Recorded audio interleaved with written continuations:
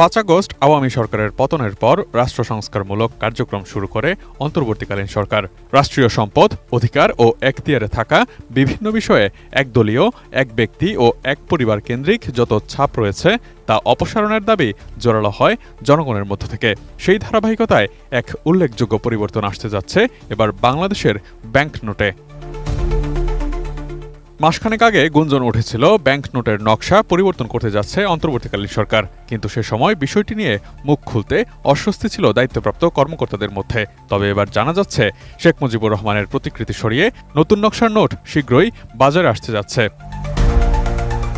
২০, ১০০, ৫০০ ও ১০০০ টাকার নোটের ডিজাইন পরিবর্তন করছে সরকার। নতুন নোটে থাকবে না শেখ মুজিবুর রহমানের প্রতিকৃতি, নতুন করে যুক্ত হবে ধর্মীয় স্থাপনা, বাঙালি ঐতিহ্যসহ জুলাই বিপ্লবের গ্রাফিতি। ইতোমধ্যে বাংলাদেশ ব্যাংক ও সরকারের পক্ষ থেকে এসব বিষয়ে চূড়ান্ত অনুমোদন হয়েছে।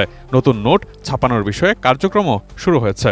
সবকিছু ঠিক থাকলে আগামী ৬ মাসের মধ্যেই বাজারে আসবে নতুন টাকা। কেন্দ্রীয় ব্যাংক ও অর্থ মন্ত্রণালয়ের সংশ্লিষ্ট কর্মকর্তারা জানিয়েছেন, বর্তমান নকশা থেকে শেখ মুজিবুর রহমানের ছবি সরিয়ে নেওয়া হবে। প্রাথমিকভাবে ৪টি নোটের ডিজাইন পরিবর্তন করা হচ্ছে। পরবর্তীতে ধাপে ধাপে দেশের সব ধরনের ব্যাংক নোটের নতুন ডিজাইন তৈরি করা হবে। এর আগে গত ২৯ সেপ্টেম্বর অর্থ মন্ত্রণালয়ের অর্থ বিভাগ নতুন নোটের বিস্তারিত নকশার প্রস্তাব জমা দিতে বাংলাদেশ ব্যাংককে চিঠি দেয়। তবে নতুন নোট ছাপানোর বিষয়ে মূল সুপারিশ করবে কেন্দ্রীয় ব্যাংকের মুদ্রা ও নকশা উপদেষ্টা কমিটি। কমিটির সভাপতি বাংলাদেশ ব্যাংকের ডেপুটি গভর্নর ১। কমিটিতে চিত্রশিল্পীরাও রয়েছেন। বাংলাদেশের মুদ্রা ছাপানোর কাজটি করে থাকে দি security printing press Bangladesh limited, যা টাকশাল নামেও পরিচিত। নকশা চূড়ান্ত হলে আন্তর্জাতিক দরপত্রের মাধ্যমে কাগজ, কালি ও প্লেট তৈরি করা হয়। নকশা অনুযায়ী বিদেশ থেকে প্লেট তৈরি করে আনার পর ছাপার কাজটি করে থাকে টাকশাল। বাংলাদেশ ব্যাংক সবসময় টাকা ছাপায় না। সাধারণত একটি নোট ৪ থেকে ৫ বছর চলে, এরপর তা পুনর্মুদ্রণ করা হয়।